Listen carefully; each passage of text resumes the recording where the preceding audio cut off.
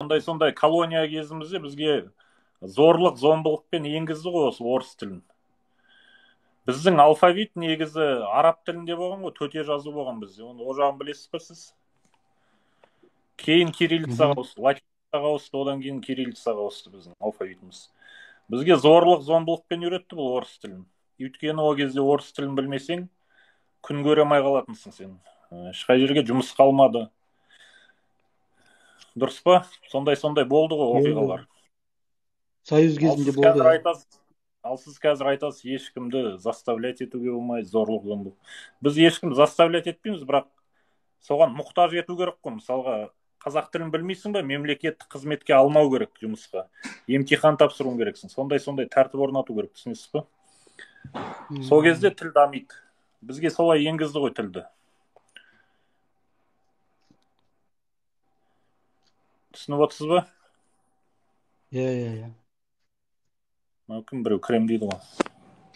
Жоқ, енді сіз мынаған қалай қарайсыз, например? Бәрі қарсы болып жатыр да, например. Айтсам бола ма, басқа пікір? Орыстардың келгеніне бәрі қарсы болып жатыр да, например. Иә. Бізге өйтті, осындай істеді деп. А қазақта мақал бар, таспен ұрғанда аспен ұр деп, Иә. Осы мақал бар. Кейін интернетті ашсаң, біз мұсылманбыз, нам не дозволено ұрсуға, қол көтеруге, жаман сөз айтуға дейміз, например. Иә. Енді соны имамдар айтып отырады да, неге енді оларды оскорблять етесіңдер? Олар 3 айдан кейін, например, қайтады ғой еліне. Өзіңді көрсетпеу керексің ғой жаман жағынан да. Жоқ, кімді оскорблять етті? Біз оскорблять етті. Мен мысалға оскорблять еткен жоқпын. Енді сіз ойлаңыз, қазір енді Ресейден кірді ғой, жаңа айтып отыр. Дұрыс па? Енді олар сізге мысалға не үшін келіп жатыр олар? Оларда соғыс болып жатқан жоқ, оларды бомбить етіп жатқан жоқ қой.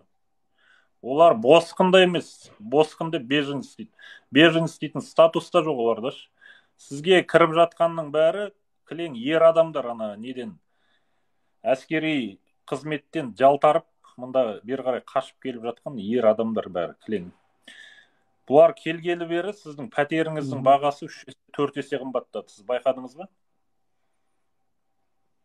Алматы қаласында. Иә, естіп отыр ғой, интернетті көрдім.